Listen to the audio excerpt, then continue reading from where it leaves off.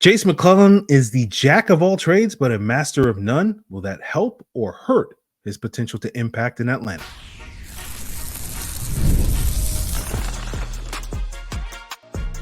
You are Locked On Falcons, your daily Atlanta Falcons podcast. Part of the Locked On Podcast Network, your team every day. Welcome back, everyone, to another illustrious episode of the Locked On Falcons podcast, your daily Atlanta Falcons podcast.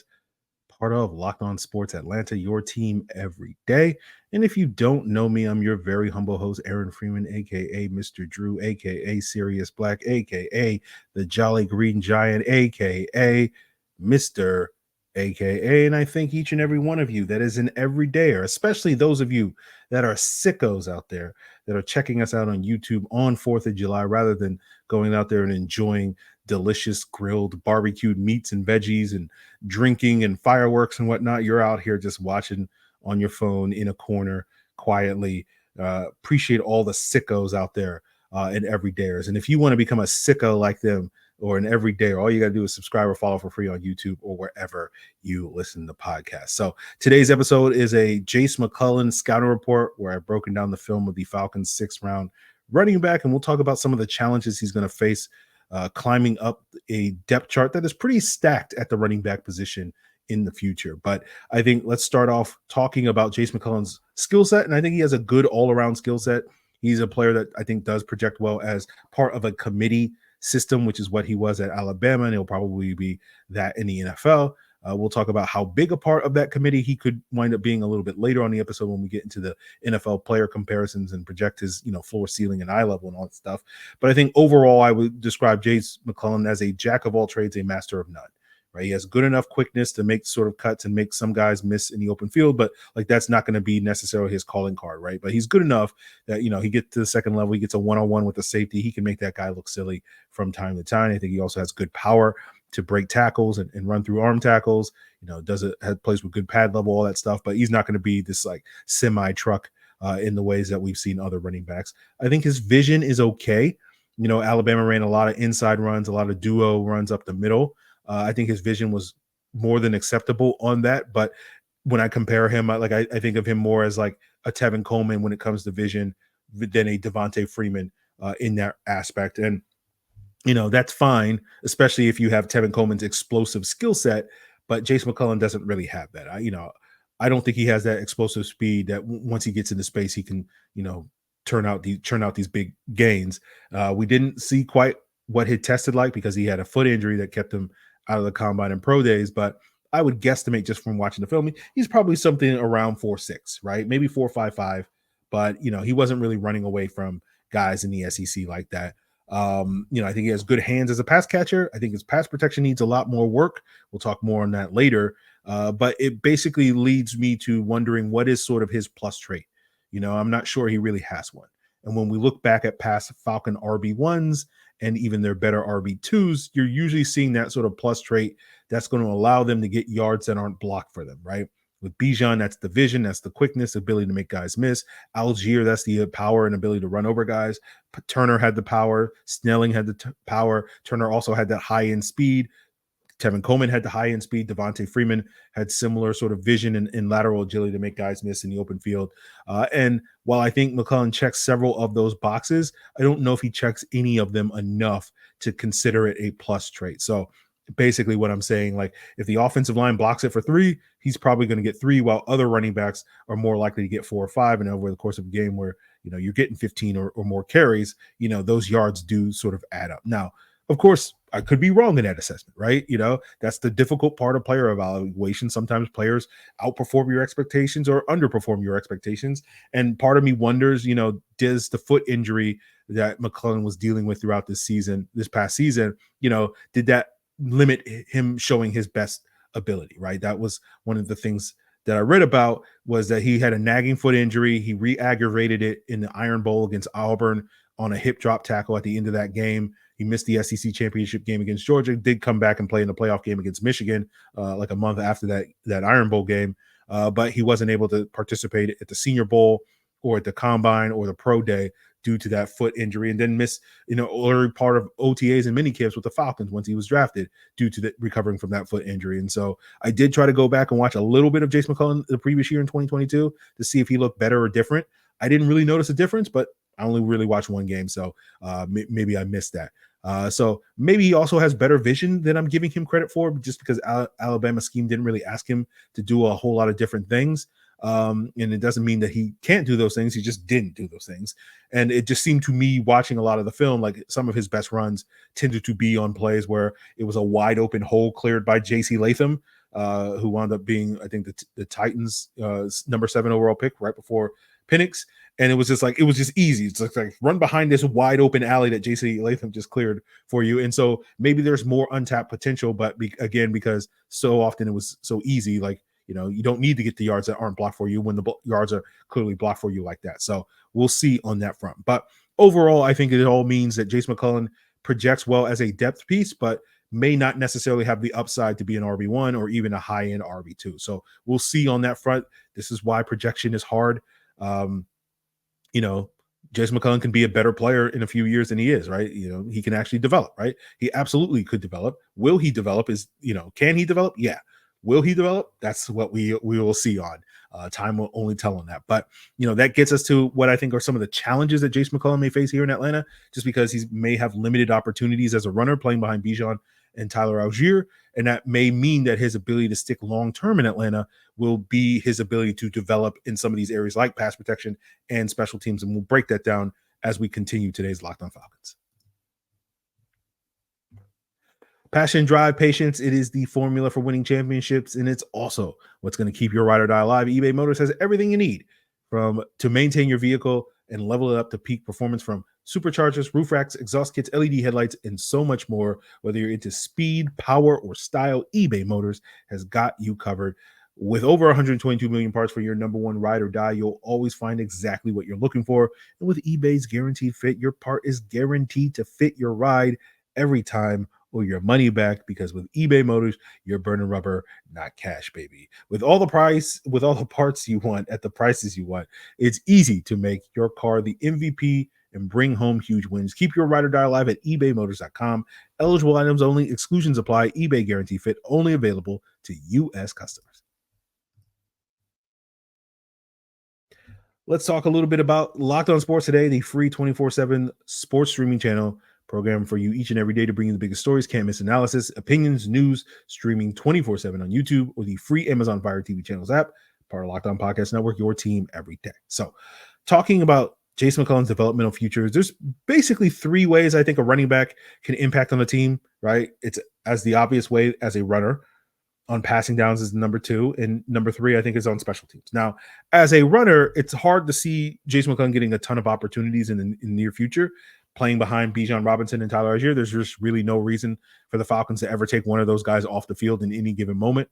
There's really nothing at this point in time, based off my assessment, that Jase McClellan's bringing to the table that those guys don't also bring to the table, and arguably bring to the table, more than, bring more to the table than Jase McClellan does. And, if they need a breather, or there's injuries, and I think Jase McClellan's more than capable as a runner to sort of step in and potentially take advantage of his opportunities then.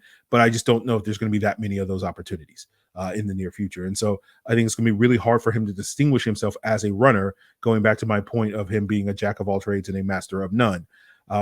So that leaves the passing downs, which I think is going to be the key for Jase McClellan, right? I think, as I mentioned earlier, he's a capable receiver, not elite. He's not this dynamic guy that you're going to, check the ball down to, and he's going to, turn it into explosive plays in the ways that Bijan or this Cordero Patterson has. But, I think catching the ball is kind of half the battle when it comes to impact on passing downs, and arguably only a quarter of the battle, because I think the bulk of what you need to be able to show on passing downs is your ability in passing protection, right? And this has been something we've talked about for years, going back to when we drafted Brian Hill and Ito Smith, back in 17 and 18 on this podcast, which is, I'm a big believer that your ability, what's going to make or break you as a running back in the NFL is really your ability to hold up in pass protection, not necessarily your ability as a runner, right? And that's in part due to it being a passing league. And basically, if a team can't trust you to hold up in pass protection and keep their franchise quarterback upright, they're not going to put you on the field.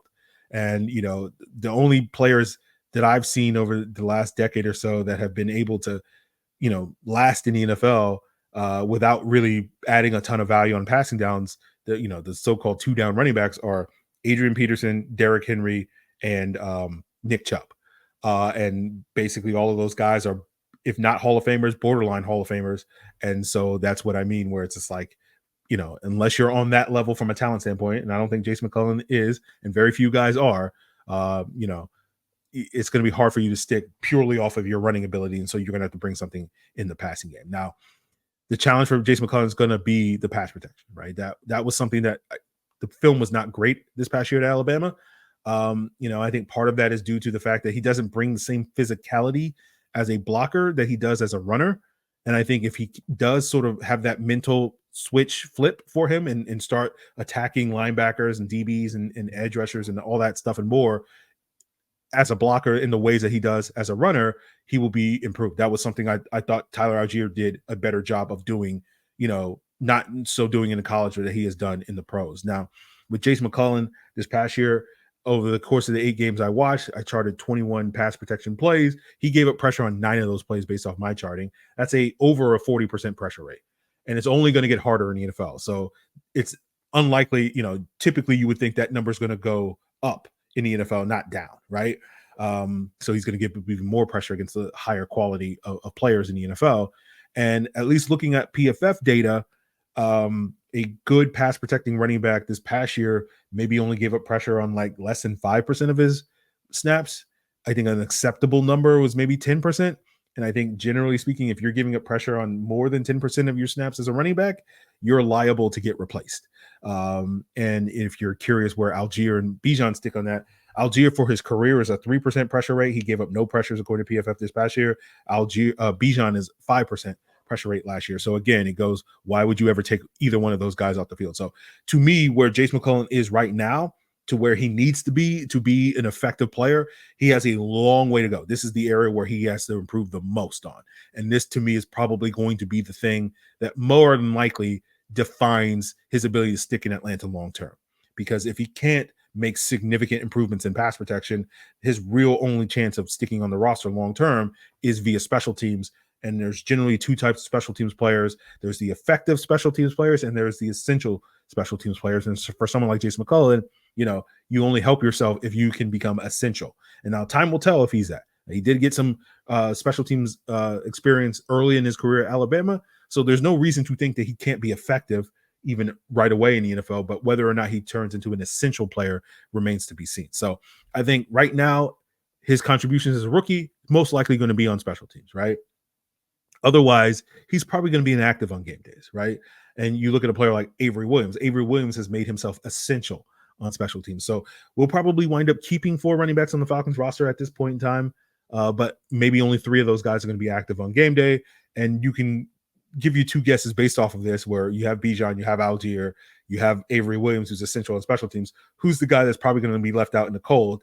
2 guesses on who that player is going to be. So I'm not necessarily expecting a whole lot from Jase McClellan in year 1.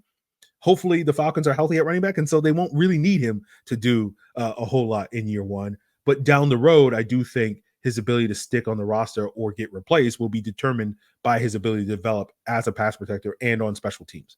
If he doesn't get better as a pass protector, he's got to become an essential special teams contributor, or else he's just going to have a really hard time sticking beyond this year. Now, this gets into the conversation where you hear people talk about running backs are a dime a dozen, right? It's like, what are you bringing to the table, right? Are you an exceptional runner? I don't know if that's Jase McClellan. Are you exceptional on passing downs? I don't know. Are you exceptional on special teams? I don't know. And so you get to that point in the future, right, where it's the kind of the Office Space meme is like, what would you say that you do here exactly, right? If you're not bringing something to the table in that regard. And that to me is going to be the big question with Jase McClellan. Where is he 2 or 3 years? Again, this year, I don't think it's a concern, but if that development doesn't happen over the next couple of years, then it's very likely that the Falcons are going to bring in someone that does do one of these things well to potentially replace him in 3 or so years. So that gets us to what we'll wrap up today's episode, talking about projecting where Jase McClellan is going to be years down the road if he develops. And that will get us to what his ceiling is, as well as what he is coming into league as a floor, his eye level, and we'll get into some NFL player comps to break that down as we wrap up today's Locked On Falcons. But guys, this show is sponsored by BetterHelp, and while we'll be talking comparison with Jase McClellan, in real life, comparison can often be the thief of joy.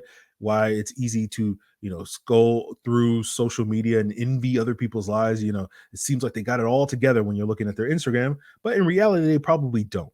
And therapy can help you focus on what you want instead of what other people have, so that you can start living your best life. And therapy has helped teach me positive coping skills. Like, you can only control what you can control, and I can't control whether or not the Falcons win each and every Sunday, but I can control the quality of this illustrious podcast. And so if you're thinking of starting therapy, give BetterHelp a try. If you're looking for these coping skills, looking for ways to have a better outlook on your own life, BetterHelp is entirely online. It's designed to be convenient, flexible, and suited to your schedule. All you got to do is fill out a brief questionnaire. You'll get matched with a licensed therapist. And the beautiful thing about BetterHelp is you can switch therapists at any time for no additional charge. So stop comparing, start focusing with BetterHelp by visiting betterhelp.com/lockedon, and you'll get 10% off your first month. That's BetterHelp, HELP.com/lockedon. So let's wrap up today's Locked On Falcons, talking some NFL player comparisons. And for those of you that are new here, I like to do these comps where I do 3 different comparisons, looking at a player's floor, his eye level, and his ceiling. The floor to me is what the player is coming right away into the NFL, what you can expect from him week 1. The ceiling to me is the max potential of a player should he get the full development and what he can be years down the road with that full development. And the eye level is kind of the halfway point between the floor and the ceiling, which is to me the more realistic outcome for the player, because he'll probably get some development, but he may not get the sort of perfect, development to reach his ceiling. And we mentioned this before on the podcast when going back and looking at my previous draft grades. I've been doing this floor, ceiling, eye level stuff for about 6 years. Only about 15% of the players that the Falcons have drafted in that period of time, based off my evaluations, have reached their ceiling, and about 40% have reached their eye level. So that gives you kind of a ballpark figure on the likelihood of Jase McClellan reaching some of these points. But my floor comp for Jase McClellan was Corey Clement. My eye level comp was Buck Allen. Corey Clement, the former Eagles running back, Buck Allen, the former Ravens running back. And my ceiling comp was Alex Mattison, the former Vikings, current Raiders running back. And starting with Corey Clement, that floor to me is a guy that's a capable RB3. If you look at Corey Clement's average workload over the course of his 7-year NFL career, he averaged about 59 touches per season. That's the exact workload that Cordero Patterson had last year as the Falcons RB3, and that was a player that by and large was an afterthought in the Falcons offense for large chunks of last season. But when that player does get opportunities, the rare instances where they get opportunities, like Cordero Patterson showed last year, like Corey Clement showed throughout his career in Philadelphia, where he seemed to make a bunch of plays in limited opportunities. I think Jase McClellan can be that type of guy that, he might only have limited opportunities, but you'll notice him making some plays from time to time. Like, oh yeah, this guy's pretty good, right? But that's not necessarily a guy that you're going to build your entire offense around. And the thing that helped Corey Clement stick in the NFL for 7 years was that he was a capable special teams player. So that even if he wasn't being, featured on offense, he could still contribute on the team. And that's, again, an area that I think McClellan should be effective on. But, whether or not he's good enough on special teams to stick for 7+ years in the NFL will remain to be seen. But that to me is where I think McClellan's starting point is. His eye level to me in Buck Allen, make that comp, because Allen to me was a competent RB2, but probably ideally more of an RB3. Like on a team that can run the ball effectively, like we hope the Falcons are, that's probably more of an RB3. On a team that probably is a little bit more middle of the pack or below average running team, that might be an RB2. And that's what Buck Allen was during his peak in Baltimore, was a RB2 on a team that wasn't very effective running the football in those post Ray Rice years, in those last few years of Joe Flacco before Lamar Jackson got there, where Baltimore wasn't that effective running the football. Allen was effective when he was on the field, but certainly wasn't a guy that was really moving the needle in a major way as a former 4th-round pick. But, by his 3rd, 4th year, Allen kind of became the de facto Ravens, 3rd down running back, splitting reps with Alex Collins. And that's where, to me, that's why this is an eye level for Jase McClellan, because it's like, if he develops some, especially in pass protection, he could be that type of player that you can trust as a 3rd down running back. Will the Falcons need that with Bijan and Allgeier present for, Allgeier for another 2 years, Bijan for potentially another 4 years? That remains to be seen. But that's why it represents, some development beyond his floor, that if McClellan can develop in that way, reach that eye level of being a guy that you can trust on third downs, that is some improvement for him. And that's the biggest area that he needs to improve. Now, that gets us to our ceiling, right? Of Alex Mattison. That to me is a guy that is a very good RB2 that maybe you squint and you might convince yourself that he might be an effective RB1. That's what the Vikings did this past offseason, or not this past offseason, but the previous offseason when they made Alex Mattison their RB1 in 2023. Didn't quite work out, but part of the math that the Vikings were going is like, we're one of the pass heaviest teams in the NFL. We don't really need that workhorse feature running back, and Mattison is good enough for us. And I think McClellan could be that especially if he develops as a pass protector, right? He might be good enough to be a high-end RB2, like Mattison was earlier in his career for Dalvin Cook. And you can imagine a similar relationship between Alex Mattison and Dalvin Cook as Jase McClellan and Bijan Robinson over the next couple of years here in Atlanta. And, early on, especially early on in Madison's career, like whenever he got an opportunity to spell Dalvin Cook, you're like, oh, there's something here. Like there's a little bit more juice here, to the point that, the Vikings were willing to toss him the keys to be the RB1 this past year. And you can imagine a similar scenario. Not saying this is not a prediction, but I'm just saying, like, hypothetically, you could foresee a similar sort of career path for Jase McClellan that Alex Mattison has gone over the last 5 years, where, you get to 2026, Tyler Allgeier is a free agent. The Falcons pass on re-signing him because they're like, oh, we'll just promote Jase McClellan. He's looked good in the limited opportunities he's had the first 2 years in the NFL career. And then it was the next 2 years as the RB2 behind Bijan. He looks even better. Because he does development, but that's also the time when Michael Penix is the starting quarterback for the Falcons, and we start to evolve more into this pass-heavy offense around Michael Penix, and then we get to 2027 or 2028, and it's time to either pay Michael Penix or pay Bijan at that point in time, and it's like, well, we're just going to pay Michael Penix what, $65 million or whatever the cost of a high-value quarterback is at that point in time, versus the $20 million or whatever the cost is for a high-value running back is at that time for Bijan. And we're like, we'll promote McClellan to RB1, right? And we'll resign him for like cheap money. And it's the idea of like, we'll get, he's not going to be as good as Bijan, but we'll get maybe like 60% of what Bijan was, maybe 67% of what Bijan was for like 20% the cost. And that's a bargain.